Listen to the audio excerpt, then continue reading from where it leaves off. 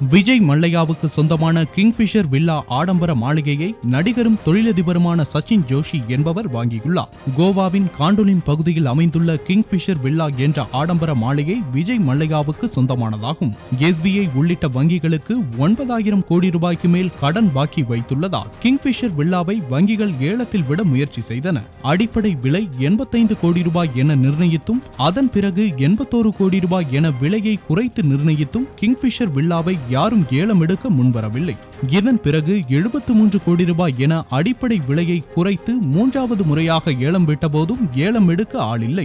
இந்நிலையில் பேரம் பேசி 73 கோடி ரூபாய்க்கு சற்று அதிகம் விலை பேசி கிங்ஃபிஷர் வில்லாவை SBI தலைமையிலான வங்கிகள் குழு விற்பனை செய்துள்ளது. தெலுங்கு மற்றும் ஹிந்தி திரைப்பட நடிகரும் தொழிலதிபருமான சச்சின் ஜோஷி கிங்ஃபிஷர் வில்லாவை வாங்கியுள்ளார்.